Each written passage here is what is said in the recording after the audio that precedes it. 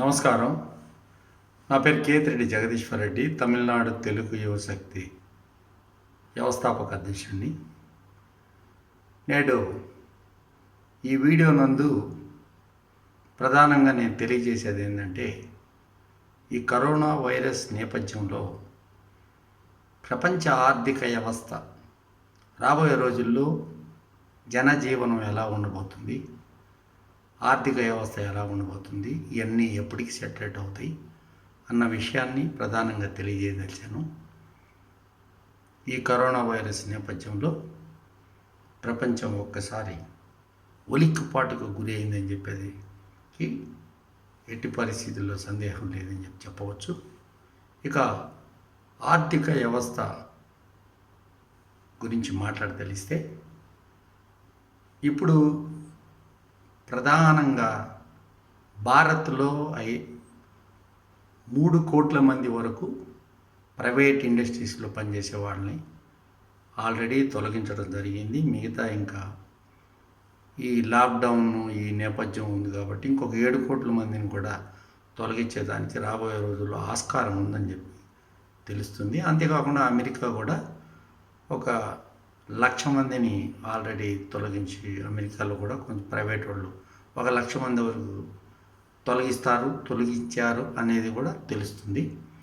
కొన్ని రంగాల్లో మాత్రం అది ఫ్లైట్లో అదే ఎయిర్లైన్స్ అయితేమి, ఆ తర్వాత హాస్పిటాలిటీ రంగంలో అయితేమి ప్రభుత్వం ప్రైవేట్ వాళ్ళకి సహాయం చేస్తూ ట్రంప్ ప్రభుత్వం సగం జీతాల వరకు అక్కడ వాళ్ళు పే చేస్తున్నారు. అంటే గవర్నమెంట్ సగం జీతం వరకు పే చేస్తుందని చెప్పి తెలుస్తుంది. ఏది ఏమైనప్పటికీ కూడా ఒకసారి ఏ రంగాలు చెందిన వ్యవస్థ దీనివల్ల ఇబ్బంది పడుతుందని ప్రధానంగా మాట్లాడదలిస్తే, ముఖ్యంగా వచ్చి ఈ హాస్పిటాలిటీ రంగం, అంటే హోటళ్ళు ఈ ఫీల్డ్ అయితేమి, అదేవిధంగా మాల్స్ అయితేమి, అదేవిధంగా సినిమా ఎంటర్టైన్మెంట్ రంగం అయితేమి, అదేవిధంగా మీడియా రంగం అయితేమి, ట్రావెల్ అయితేమి, టూరిజం అయితేమి, ఇవన్నీ రంగాలకి రాబోయే రోజుల్లో కొంచెం గడ్డు పరిస్థితులు అనేవి ఖచ్చితంగా చెప్పవచ్చు. ఈ పరిస్థితి ఎప్పటి వరకు ఉంటుంది అనేది రాబోయే రోజుల్లో కేసులను బట్టి, వాటిని బట్టి, లాక్డౌన్ పరిస్థితిని బట్టి మనకు తెలుస్తుందని చెప్పవచ్చు. ప్రధానంగా ఇప్పుడు ఉదాహరణకి ఒక చిన్న ఉదాహరణ నేను చెప్తాను.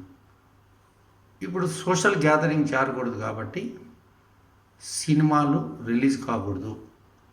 సినిమాలు రిలీజ్ అయితే సినిమా థియేటర్లలో సీట్లు పక్కన ఉంటాయి కాబట్టి, అదేవిధంగా మాల్లు అట్లాంటి వాటి పరిస్థితి ఉన్నాయి కాబట్టి వాటిని మాత్రం 6-7 నెలల వరకు, ఒకవేళ ఇప్పుడు లాక్డౌన్ తీసేసినా ఏమున్నప్పటికీ కూడా వాటి పరిస్థితి మాత్రం 6-7 నెలల వరకు అయితే ఇబ్బందిదాయకం అని చెప్పేసి 100% చెప్పవచ్చు సినిమా థియేటర్లు. అందుకే సైమల్టేనియస్గా ఈ నెట్ఫ్లిక్స్ అయితేమి, అయితే అమెజాన్ అయితేమి, వాళ్ళు చిత్రాలు థియేటర్లో రిలీజ్ కాకుండానే కొనుక్కునేదానికి కూడా వాళ్ళు ముందుకు వస్తున్నట్టు తెలుస్తుంది. ఇప్పుడు రిలీజ్ కావాల్సిన సినిమాలన్నీ కూడా ఆ దిశగా వెళ్తాయి అనేది కూడా ఒకటి తెలుస్తుంది.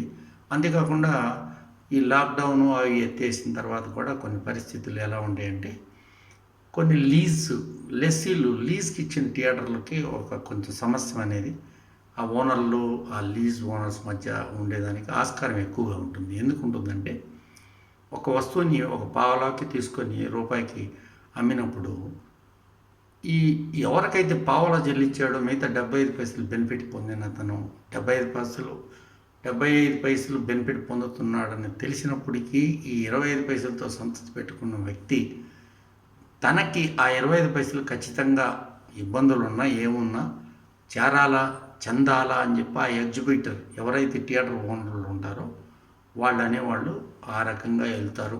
కార్పొరేట్ కంపెనీల గురించి తీసేస్తే, ఇప్పుడు టీవీఆర్ గ్రూప్స్ అవి తీసేస్తే వాటి సంగతి వేరేగా, వాటిది పెద్ద ప్రాబ్లం కాదు. కానీ ప్రైవేటు వ్యక్తులు స్క్రీన్స్ ఏ అయితే ఉన్నాయో, ఎవరైతే లీజుకి తీసుకున్నారో అది ఒక సమస్య అనేది ఉంటుందని చెప్పవచ్చు. ఎంటర్టైన్మెంట్ రంగంలో ఏంటంటే, పాత సినిమాలు రిలీజ్ కానీ, కొత్త సినిమాలు ప్రారంభం కానీ జరిగేదానికి 6 నెలలు అయితే కాలం అయితే ఖచ్చితంగా పడుతుందని చెప్పవచ్చు. ఎందుకు పడుతుందని చెప్పవచ్చు అంటే, ఇప్పుడు ఉన్న సినిమాలు అవి ఎప్పుడు రిలీజ్ అవుతాయో, మార్చి ఎప్పుడు ఓపెన్ చేస్తారో అనేది తెలియదు. జనాల దగ్గర డబ్బు ఉందా లేదా అని తెలియదు. ఏ రకంగా కూడా అందుకోసం అవి ఎప్పుడు చేస్తారని చెప్పదు. రెండవ రంగం మీడియా రంగం. మీడియా రంగం అనేది కూడా ప్రధానమైన రంగంగా చెప్పవచ్చు. న్యూస్ పేపర్స్ అయితేమి, అదేవిధంగా ఎలక్ట్రానిక్ మీడియా అయితే ఏదైతేమి. ఒక కొనుగోలు అంటే వాటిల్లో మనం చూసి ప్రేరణ పొంది మనం ఆ వస్తువుని ఇప్పుడు ఒక బంగారు కొట్టైన అడ్వర్టైజ్మెంట్ ఇస్తే అడ్వర్టైజ్మెంట్ చూసిన తర్వాత ఆ కొట్టుకి వెళ్ళి మనం బంగారు కొనడం జరుగుతుంది. అలాగా అలాంటి పరిస్థితి అనేది కొనుగోలు శక్తి అనేది మానవుడికి మనిషికి లేనప్పుడు అడ్వర్టైజ్మెంట్లు అనేది అక్కడ జనాన్ని బట్టే ఇక్కడ అడ్వర్టైజ్మెంట్లు ఇవ్వడం జరుగుతుంది. ఇది ఎప్పుడు కూడా రొటీన్ ప్రాసెస్లో జరిగే వ్యవహారమేను. కాకపోతే ఇప్పుడు ఈ కొనుగోలు శక్తి ఎప్పటికీ మనిషికి సెటిల్ అవుతుంది అన్న వ్యవహారం అయితే కొంచెం 6 నెలలు దాకా మామూలు పరిస్థితి అనేది రావచ్చు. ఇది ఓవరాల్గా మామూలుగా ఇంతకు ముందు మనం ఏదైనా కొనుక్కోగలుగుతాం, ఏదైనా చేయగలుగుతాం అన్న పరిస్థితి మాత్రం వచ్చేదానికి 2 సంవత్సరాలు అయితే ఖచ్చితంగా పడుతుందని ప్రపంచంలో ఉన్న ఆర్థికవేత్తలు, మేధావులు చెప్తున్న వ్యవహారం ఇది. ఎందుకంటే అందరికీ ఉద్యోగాలు అనేవి తగ్గించడం జరుగుతుంది. స్టాఫ్ని తగ్గిస్తారు, అన్ని రకాలుగా తగ్గిస్తారు. అంతే చూస్తే ఇప్పుడు న్యూస్ పేపర్లలో పేజీలు కూడా తగ్గించడం జరిగింది. ఎందుకంటే అడ్వర్టైజ్మెంట్లు ఉండటం లేదు కాబట్టి గవర్నమెంట్ యాడ్లు ఎట్లా ఇస్తారు, గవర్నమెంట్ కూడా అన్ని రకాలుగా కొత్త కొత్త పథకాలతో వాటితో ముందుకెళ్తుంది కాబట్టి గవర్నమెంట్ యాడ్లు అయ్యి ఇవన్నీ కూడా ఒక చైన్ ఆఫ్ థింగ్స్ అనమాట. అన్నీ బాగున్నప్పుడు జరిగే వ్యవస్థ అనమాట. ఈ మీడియా వ్యవస్థ అనేది ఏంటంటే ఇప్పుడు మనం మొన్న చూసినప్పుడు ఏంటంటే ఈ లాక్డౌన్ సందర్భంగా గ్యాప్ ఈ న్యూస్ గ్యాపుల్లో వాటిల్లో యాడ్లు వచ్చినాయి. రేపు పొద్దున జనం బయటకు వెళ్ళినప్పుడు ఏదన్నా ఒక వస్తువు కొనుక్కుంటాడు, కొనుగోలు శక్తి మనిషికి ఉన్నప్పుడే యాడ్లు మళ్ళీ పెరిగేదానికి, ఆ సంస్థ కంటిన్యూషన్లో రన్ అయ్యేదానికి, ఆ సంస్థ మంచిగా రన్ అయ్యేదానికి అవకాశం అనేది ఉంటుంది అని చెప్పేదానికి ఎటువంటి సందేహం లేదు. అదే ఎంటర్టైన్మెంట్ అంటే నాట్ ఓన్లీ న్యూస్ మీడియా మాత్రమే కాకుండా ఈ సీరియల్స్ వచ్చే వాటికి కూడా ఈ ఎఫెక్ట్ అనేది ఖచ్చితంగా ఉంటుంది. వాళ్ళు కొత్తవి తీయకుండా పాత ఉన్న వాటిని రన్ చేసుకునే పరిస్థితి కొన్ని రోజులు మాత్రం ఉంటుందని చెప్పేసి చెప్పవచ్చు. ముఖ్యంగా ఏంటంటే విదేశాల నుంచి వచ్చేవాళ్ళు లేరు, పోయేవాళ్ళు లేరు, అన్ని రకాలుగా ఏం చేసేవాళ్ళు లేరు కాబట్టి భారతదేశంలో మాత్రం ఒక 2 to 3% వరకు 1.5 లక్షల నుంచి దాదాపు 5 లక్షల జీతం వరకు ఉన్నవాళ్ళు ఉంటారు.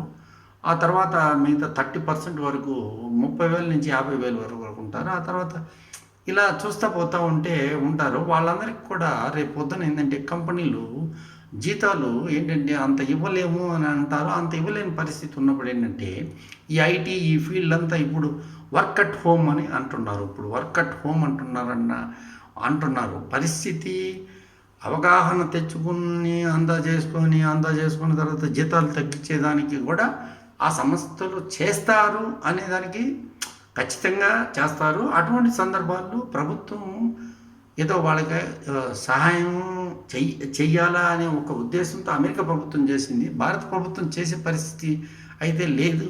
అంటే అమెరికా అంటే అభివృద్ధి చెందిన దేశంగా ఉంది కాబట్టి అక్కడ పరిస్థితి ఉంది కాబట్టి వాళ్ళు డైలీ చేస్తారు కాబట్టి రేపు పొద్దున వెళ్తే అవసరం ఉందా లేదా, అవసరం లేని వాళ్ళని వద్దనుకోవడము, అవసరం ఉన్న వాళ్ళని కావాలనుకోవడం అక్కడ ఉంది. ఎప్పుడు లాస్ట్ టైం కూడా కొన్ని రోజుల క్రితం కూడా ఇదే విధంగా ఐటీ ఇండస్ట్రీ కొంచెం డౌన్ అయిపోయింది అక్కడ. కాబట్టి ఏంటంటే ఇక్కడ ఉండే సంస్థలు కానీ ఇతరత్ర అన్నీ కూడా అందరు కూడా కొన్ని సమస్యలు అనేవి తప్పకుండా అనేవి ప్రపంచవ్యాప్తంగా ఇప్పుడు మనం ఒక భారతదేశాన్ని ఒకదాన్ని కంపేర్ చేసి చెప్పాల్సినంత అవసరం లేదు. ముఖ్యంగా చెప్పాలంటే ఈ ట్రావెల్ టూరిజం అన్ని రంగాల్లో అన్నీ కూడా ఎప్పుడైతే కొనుగోలు శక్తి పెరుగుతుందో అప్పుడే అన్నీ కలకల్లాడుతూ ఉంటాయి. కాబట్టి మాల్స్ అనేవి ఇంకా అది ఎప్పుడు 6 నెలల తర్వాతనే ఓపెన్ చేస్తారు. సినిమా థియేటర్లు అనేవి 6 నెలల తర్వాతనే ఓపెన్ చేస్తారు. లాక్డౌన్ తీసేసినప్పటికీ వీటిని సోషల్ గ్యాదరింగ్ ఉండే దగ్గర మాత్రం ఇవి జరగడం అనేది జరగదు అని చెప్పవచ్చు. ఎందుకంటే అంటిల్ ఫర్దర్ ప్రతి ఒక్క వ్యక్తి దీనికి వ్యాక్సిన్ వస్తే ఇమీడియట్గా రిలాక్సేషన్ అనేది వచ్చేస్తుంది ప్రపంచవ్యాప్తంగా. వ్యాక్సిన్ వస్తే సెటిల్ అయిపోద్ది. వ్యాక్సిన్ రాని పరిస్థితి ఉన్నప్పుడు మాత్రం ఈ రకంగా ఉంటుంది అని చెప్పవచ్చు. వ్యాక్సిన్ ఎప్పటికి వస్తుందో ఏంటో ఎవరు కూడా ఇప్పుడు WHO కూడా దానిపైన కూడా చెప్పలేకపోతుంది. కాబట్టి ఈ వ్యాక్సిన్ ఎప్పుడు వస్తుంది ఏంటి అనేది కూడా, వ్యాక్సిన్ రావాలంటే కొంచెం టైం అనేది తీసుకుంటుంది. అది టెస్టింగ్లు అవి ఇవి అన్నీ కొంచెం టైం తీసుకుంటుంది. కాబట్టి కొంచెం కాంబినేషన్ ఆఫ్ డ్రగ్స్ కానీ అది కానీ ఇది కానీ అన్నీ కూడా ఉంటాయి. కాబట్టి అన్ని రకాలుగా ట్రై చేస్తారు. కాబట్టి వ్యాక్సిన్ వస్తే ఇమ్మీడియట్ రిలాక్సేషన్ అనేది వస్తుంది. వ్యాక్సిన్ అనేది లేనప్పుడు మాత్రం ఈ రకంగా జరిగేదానికి ఎక్కువగా ఛాన్సెస్ ఉన్నాయని చెప్పేసి అందరు చెప్తున్నారు. తప్పకుండా దీన్ని ఎదిరించగల శక్తి మానవుడికి ఉంటుంది. 6 నెలల వరకు అయితే ఏ రకంగా కూడా వాళ్ళ సొంత డబ్బులు వాళ్ళు ఖర్చు పెట్టుకోవాల్సినంత పరిస్థితి అయితే తప్పకుండా ఉంటుంది అని చెప్పి చెప్తున్నారు అందరు కూడా. కొంతమంది చెప్పడం అయితే ఇంతకుముందు ఉన్న ఉమ్మడి కుటుంబ వ్యవస్థ అనేది ఉండేది కదా, అందరు కలిసి ఒకే ఇంట్లో ఉండడం అలాంటి పరిస్థితి కూడా భారత్లో వచ్చేదానికోసం ఛాన్సెస్ ఎక్కువ ఉంటాయి అని చెప్పి, అంటే మంచి సంప్రదాయమైన పాత రోజులు వ్యవస్థ అనేది వస్తుంది అనేది కూడా కొంతమంది చెప్తున్నారు.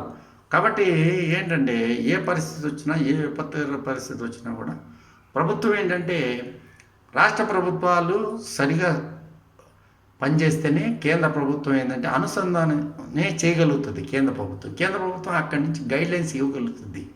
అంటే అనుసంధానంగా రాష్ట్రాలు వాటినన్నింటిని ఎదుర్కొని అన్ని చేయాలి. ఇప్పుడు బాంబే లాంటి నగరంలో ఉంటే ఇంతమంది ఎక్కువ మంది పేషెంట్లు ఉన్నప్పుడు అది వ్యాప్తి చెందకుండా అరికట్టాల్సినంత అవసరం అయితే ఉంటుంది. అది అంటే షేర్లు అయితే ఏమి అన్నీ అయితే అన్ని రకాలుగా కూడా కొన్ని రోజుల వరకు ఆర్థిక వ్యవస్థ చిన్నాభిన్నం అయిపోయిందని చెప్పేదానికి ఎటువంటి పరిస్థితులు సందేహం లేదు.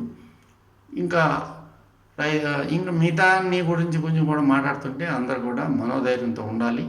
టెస్టులకి అన్నిటికీ కూడా ఈ వైరస్ని ఎదుర్కొనేదానికి కూడా మానవుడికి ఆ శక్తి అనేది కావాలని చెప్పేసి అన్ని రకాలుగా కూడా ప్రికాషన్స్ కరెక్ట్గా ప్రభుత్వాలు చెప్పినట్టు నడుచుకోవాల్సినంత ధర్మం అందరి మీద ఉంటుంది. ఇప్పుడు కేసీఆర్ గారి ప్రభుత్వం అయితేమి ఏది ఉన్నప్పటికీ కూడా ఎవరు ఇక్కడ తెలంగాణలో అయితేమి, అదేవిధంగా ఆంధ్రప్రదేశ్లో అయితేమి, మనకు తెలిసిన రాష్ట్రాలన్నింటిలో కూడా సరిగానే టేక్ కేర్ అనేది జరుగుతుందని చెప్పవచ్చు. అయితే ఆర్థిక వ్యవస్థ అయితే కొన్ని రోజుల వరకు ఈ రంగాలన్నీ కూడా స్టెబల్ అయ్యేదానికి ఆస్కారం లేదు. ఏది రియల్ ఎస్టేట్ రంగం అయినది కూడా అందరి దగ్గర డబ్బులు ఉంటేనే కదా ఇల్లు కొంటారు, ఫ్లాట్లు కొంటారు. ఫ్లాట్లు కొనేదానికి ఉండదు, రెంటల్ సిస్టమ్ రెంట్లు తగ్గుతాయి, అన్నీ తగ్గుతాయి. ఈ దేశాల నుంచి కానీ వాళ్ళు ఉద్యోగాలు అక్కడి నుంచి కానీ పంపించేస్తారు అని చెప్పి గల్ఫ్ కంట్రీస్ నుంచి పంపించేస్తారు అని చెప్పి తెలుస్తుంది. తెలిసినప్పుడు సామాన్యులు కొంచెం ఇబ్బంది పడేదానికి అవకాశం ఉంటుంది. అక్కడంతా గల్ఫ్లో అంతా మామూలు ఉద్యోగస్తులు ఉంటారు. కాబట్టి అక్కడ సామాన్యులు ఉద్యోగం, ఇక్కడికి వచ్చిన తర్వాత ఉద్యోగాలు అవి ఇవి కావాలా వెతుక్కోవాల్సినంత అవసరం అయితే ఉంటుంది. గల్ఫ్ 7 దాంట్లో కూడా అందరూ కూడా ఈ లాక్డౌన్ అయిన తర్వాత వాళ్ళందరినీ కూడా ఇచ్చేస్తారని చెప్పి తెలుస్తుంది. అమెరికా కూడా ఇంకా అక్కడ ఎలక్షన్ ఉంది కాబట్టి ఇప్పుడు అంత తొందరగా ఏమి నిర్ణయాలు తీసుకోరు ఖచ్చితంగా, ఎందుకంటే ఎన్నికలు అనేవి వస్తున్నాయి కాబట్టి తీసుకోరు. అయితే ఈ నేపథ్యం అనేది తప్పకుండా ఇది ప్రపంచాన్ని ఒక్కసారి ఉలిక్కిపాటుకు గురి చేసిన కరోనా నేపథ్యం అనేది మాత్రం కొన్ని రోజుల వరకు ఈ ఆర్థిక వ్యవస్థని చిన్నాభిన్నం చేస్తుంది అని చెప్పవచ్చు.